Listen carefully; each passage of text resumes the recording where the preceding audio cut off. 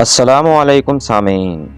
سعودی عرب کے خوبصورت شہر ابہا میں ایک لڑکی کی شادی تھی۔ اس دن مغرب کی نماز کے بعد اس کا میک اپ کیا گیا جیسا کہ دلہن کو تیار کیا جاتا ہے۔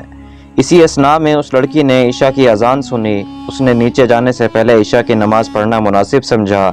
لڑکی نے اپنی ماں سے کہا کہ میں وضو کر کے نماز پڑھنے لگی ہوں، تو لڑکی کی ماں نے حیرت سے اسے دیکھا اور بولی، کیا تم پاگل ہو؟ مہمان تمہیں دیکھنے کے لیے انتظار کر رہے ہیں اور تمہارے میک اپ اور بناؤ سنگار کا کیا ہوگا؟ یہ تو سارا پانی سے دھل جائے گا۔ میں تمہاری ماں ہوں اور تمہیں نماز نہ پڑھنے کا حکم دیتی ہوں۔ اور کہا، واللہ اگر تم نے ابھی وضو کیا تو میں تم سے ناراض ہو جاؤں گی۔ بیٹی نے کہا، اللہ کی قسم میں یہاں سے تب تک نہ جاؤں گی جب تک نماز ادا نہ کر لوں۔ میں کسی کو خوش کرنے کے لیے اپنے اللہ کی نافرمانی نہیں کر سکتی۔ اس کی ماں نے کہا کہ مہمان تمہیں میک اپ کے بغیر دیکھ کر کیا کہیں گے؟ وہ تمہارا مذاق اڑائیں گے اور تم کسی کو بھی اچھی نہیں لگو گی۔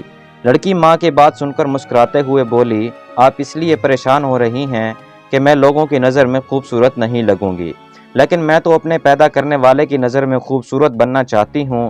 لڑکی نے وضو کیا جس کی وجہ سے اس کا سارا میک اپ اتر گیا، لیکن اسے میک اپ خراب ہونے کا کوئی افسوس نہیں تھا اور نہ ہی لوگوں کے اچھا برا کہنے کا کوئی خیال تھا، کیونکہ اسے لوگوں سے زیادہ اپنے اللہ سبحانہ و تعالیٰ کے سامنے سرخرو ہونا تھا۔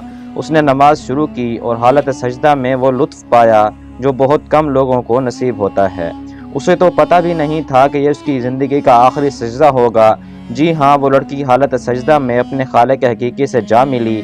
کیا خوبصورت اور عظیم انتقام تھا! وہ اللہ کو قریب کرنا چاہتی تھی۔ اللہ عز و جل نے اسے اس حالت سجدہ میں اپنے قریب کیا جہاں ہر مسلمان اللہ کے قریب ہوتا ہے۔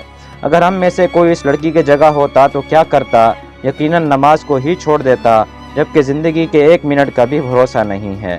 اگر آپ اللہ کو راضی کرنا چاہتے ہیں تو سب سے پہلی فرما برداری اس کی یہ ہے، دنیا کے کاموں کا بھی انکار نہیں کیا جا سکتا، پر دنیاوی کاموں کے لیے اللہ کو بھول جانا سب سے بڑی بے وقوفی ہے۔